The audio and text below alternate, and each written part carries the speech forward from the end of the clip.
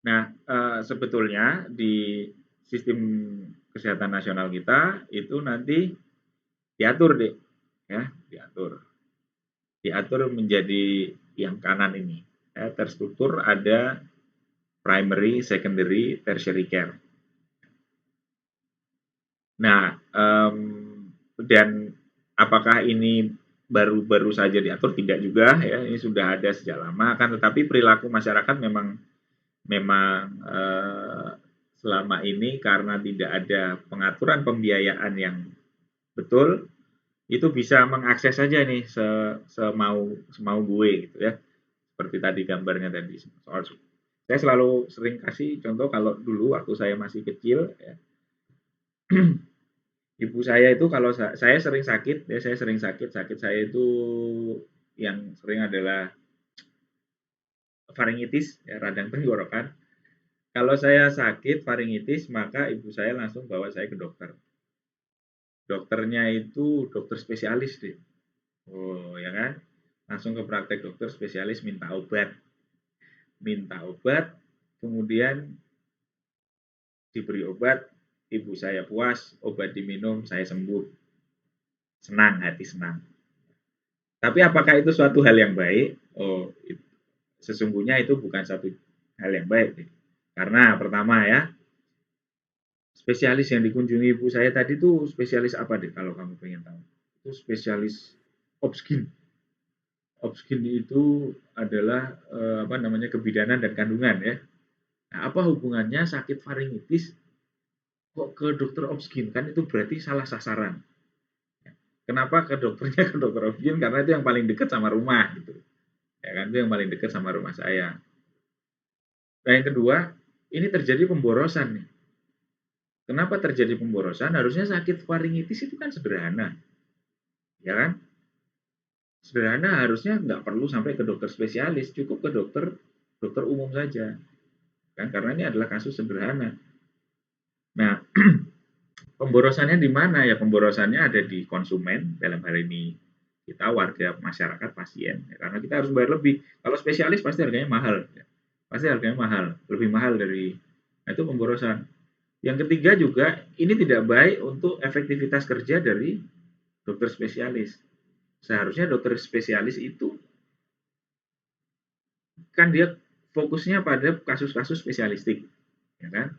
Tenaga dan pikirannya lebih dibutuhkan untuk spesialistik. Tapi kok ini harus melayani kasus-kasus yang sifatnya umum, ya kan? Ini pemborosan tenaga juga oleh spesialistik, yang seharusnya dia bisa memikirkan hal-hal yang lebih sesuai dengan kemampuannya. Nah, itulah makanya ini perlu diatur. Tapi kenapa kemarin itu tidak bisa diatur? Artinya di yang sini ya, ini bisa masuk. Karena kesehatan itu bisa dibeli seperti kita beli kacang. Ya. Artinya kalau kita punya uang, kita datang ke dokter, kita datang ke rumah sakit, kita datang kemana, kita bayar, kita bisa membeli jasanya kan itu, ya kan? Sehingga itu berlaku ya hanya mekanisme dagang biasa, ya, beli dapat barang. Nah, oleh karena itu untuk merapikannya ini maka perlu ada sistem ya, pembiayaan tertentu ya.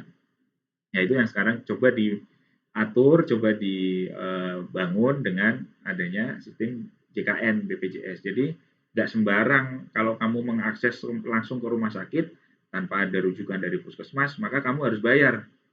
Kalau kamu nggak bayar, kalau kamu mau pakai jaminan kesehatanmu, maka kamu harus betul-betul dari level 1 dulu. Level 1 tidak bisa dirujuk ke level 2 tidak bisa baru dirujuk ke level 3. Itu kalau kamu mau menggunakan jaminan kesehatanmu. Ya, ini kenapa harus seperti ini ya supaya terjadi itu tadi kendali mutu, kendali biaya, ya, efektif dan efisien. Jadi betul-betul yang berwenang itu melakukan pekerjaan untuk kewenangannya. Jadi tidak tidak berantakan. Oke. Nah, itu sudah diatur. Jadi dalam apa SKN ini ada untuk pelayanan kesehatan kepada masyarakat itu ada YANKP atau PKP dan YANKM atau PKM. Ini adalah pelayanan kepada masyarakat, kesehatan masyarakat dan kesehatan perorangan. Kalau yang masyarakat itu yang dilakukan oleh pemerintah swasta untuk memelihara dan meningkatkan kesehatan, menanggulangi timbulnya masalah kesehatan di masyarakat yang sifatnya masyarakat publik. Ya tadi ada publik dan private. Nah, kalau yang perorangan itu untuk penyembuhan penyakit perorangan. Sehingga kalau kamu lihat di nah ini perbedaannya antara perorangan itu pelayanan kedokteran dan pelayanan kesehatan masyarakat. Itu kalau kedokteran ya dia untuk pengobatan tadi oleh dokter. Kalau untuk kesmas itu ada ahli kesmas, ada sanitarian, ada ahli gizi, ada apa namanya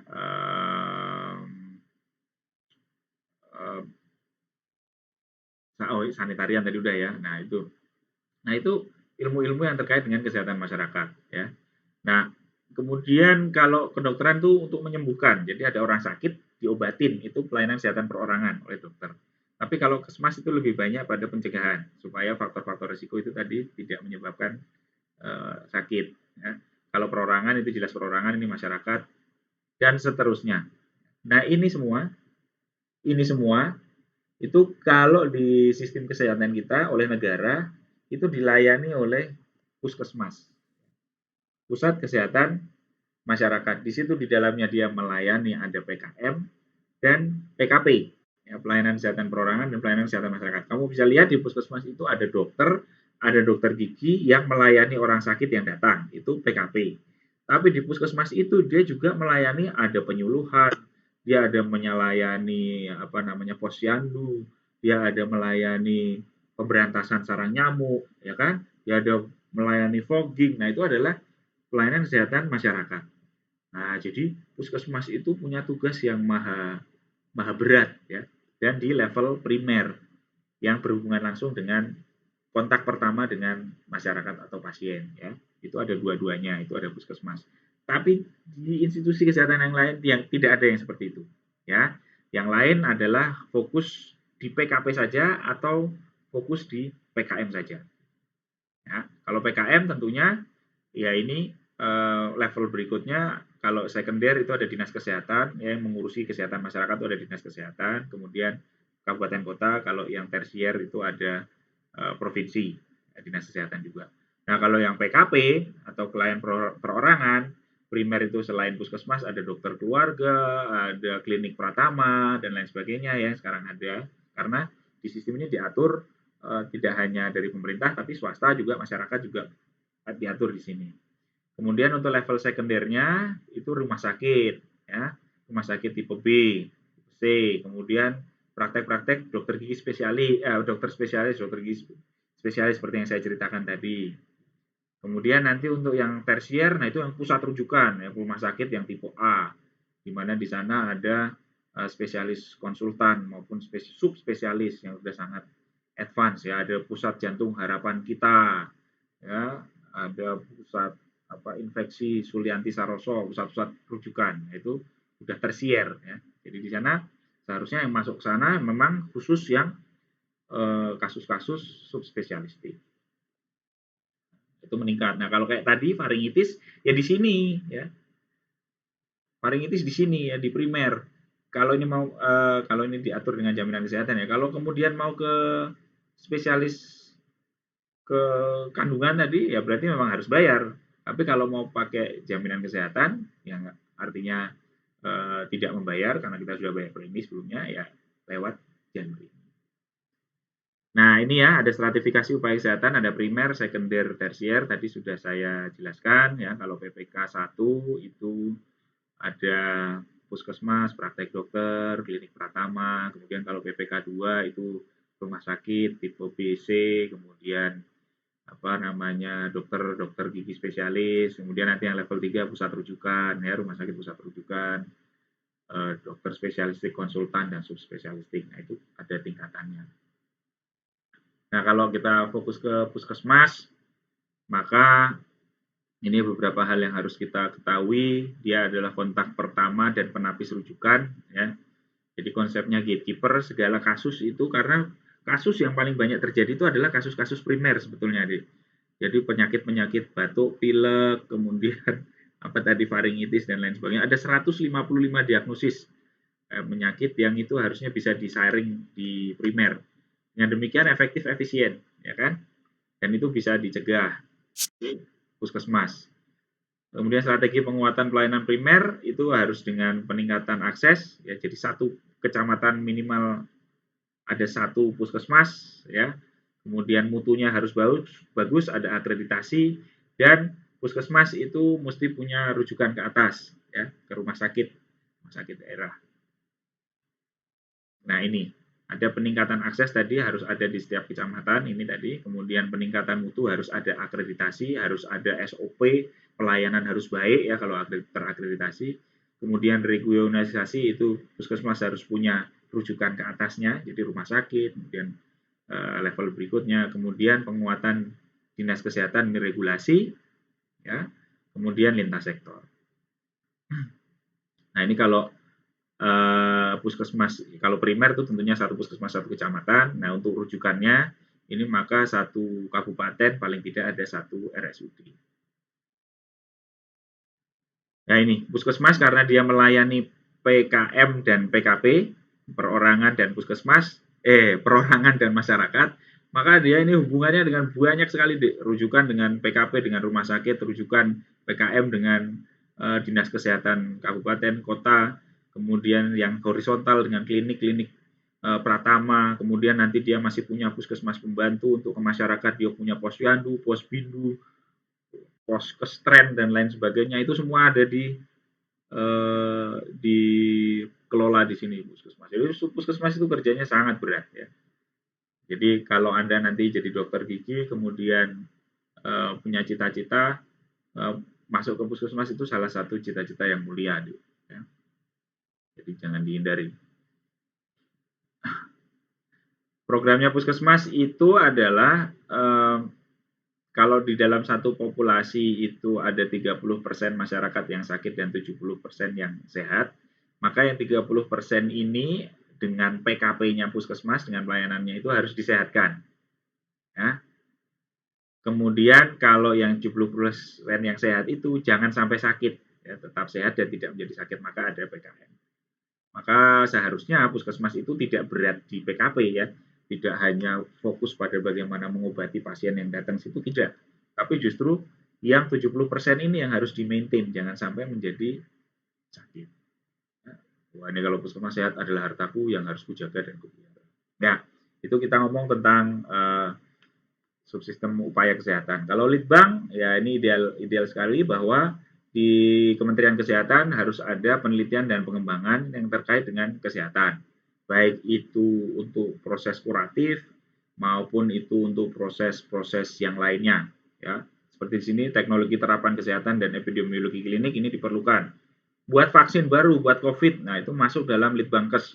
Buat vaksin baru untuk penyakit-penyakit yang perlu kita antisipasi itu masuk di sini. Harus terpadu, berkesinambungan, akurat, akuntabel, etik secara agama, secara ilmiah. Nah ini harus diperhatikan. Intinya itu, jadi memberikan upaya kesehatan, juga melakukan penelitian dan pengembangan. Ada Balitbangkes, ada ya, penelitian dan pengembangan kesehatan itu, maka ada dasar hukumnya. Kemudian pembiayaan. Bagaimana pembiayaan seperti tadi kita bicarakan bahwa untuk upaya kesehatan itu ada kesehatan masyarakat, public goods, dan ada yang private goods. Nah, untuk kesehatan masyarakat ini adalah tanggungannya pemerintah, ya, tanggungannya pemerintah. Kecuali untuk masyarakat nanti masyarakat miskin itu juga menjadi kalau perorangan nanti juga menjadi tanggungannya pemerintah. Tapi masyarakat public goods seperti program fogging, program pemberantasan jentik nyamuk dan lain sebagainya itu tanggungannya pemerintah. Diharapkan dapat kemudian kalau private, nah itu ada yang pemerintah untuk masyarakat miskin, ada yang menjadi tanggung jawab pribadi. Nah, tanggung jawab pribadi orang-orang ini nanti untuk bisa menjadi pembiayaan yang bagus, maka sekarang diakomodir dengan ada celengan khusus yang namanya BPJS Kesehatan. Masyarakat semua membayar premi ke sini. Nah, nanti ini memberikan pelayanan kesehatan lewat ini untuk supaya orang yang sakit bisa tertolong dengan bantuan yang sehat. Nah, itu makanya kalau nanti sudah sampai universal health coverage, Itu adalah cita-cita. Ya, dana digali bisa dari pemerintah, bisa dari masyarakat, ya. Kemudian diatur juga bagaimana mekanisme pengelolaannya, terutama untuk yang pemerintah. Prinsipnya untuk pembiayaan harus cukup, harus efektif, efisien, dan harus adil dan transparan. Kemudian berikutnya sumber daya manusia. Nah, ini diatur di dalam SKN bahwa SDM kesehatan itu harus terdistribusi merata dan bermutu.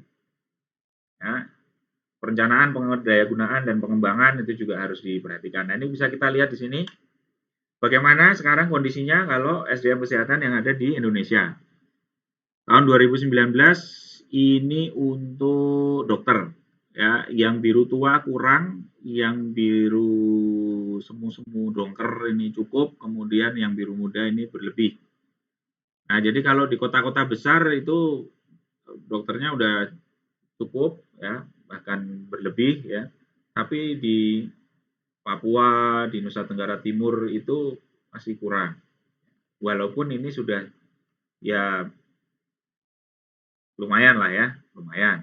Itu karena ada secara rata-rata di Indonesia yang kurang itu hanya 20-an persen.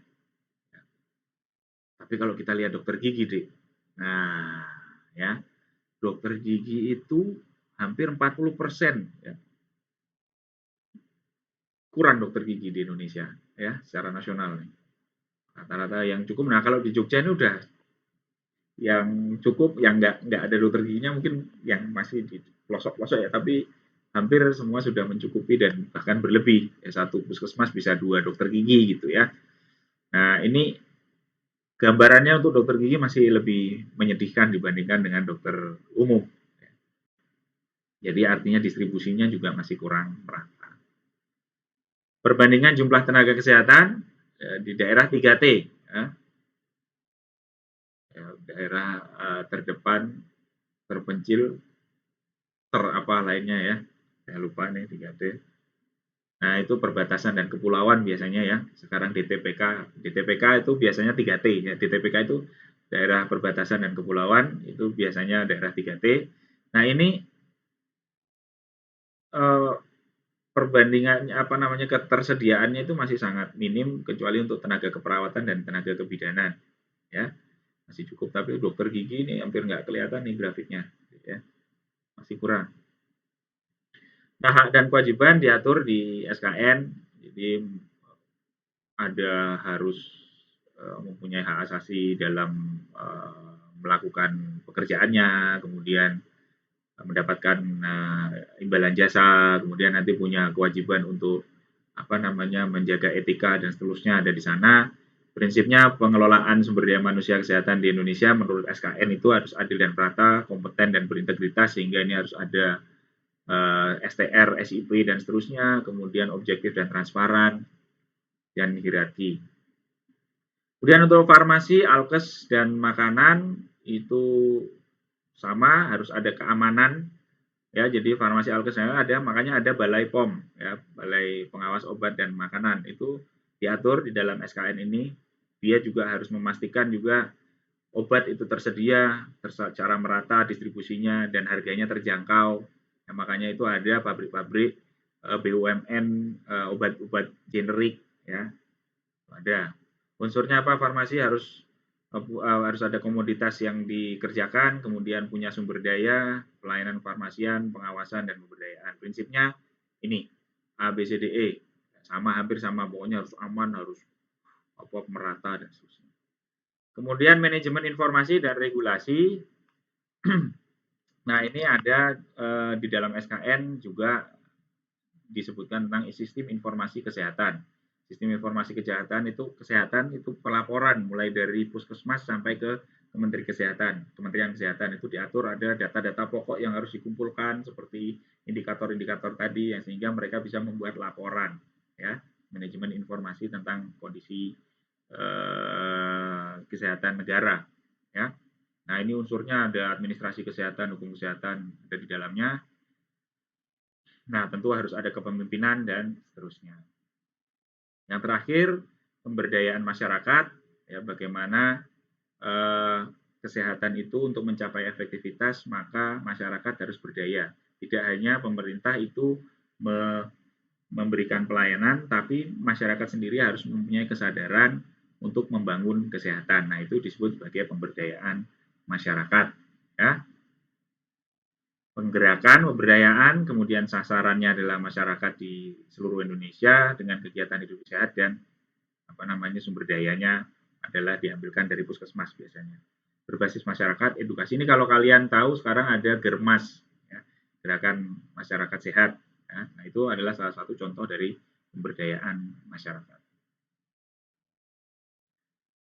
Ya, caranya berjenjang SKN tentunya dari pusat ke daerah karena tadi juga ada leveling pelayanan tadi, ada dinas kesehatan, kemudian ada puskesmas, rumah sakit. Nah, itu semua berjenjang sampai ke Kementerian Kesehatan. Inklusif ya, jadi tidak eksklusif, harus pro rakyat, kemudian transparan dan adil. Kurang lebih seperti itu, ya. Oke.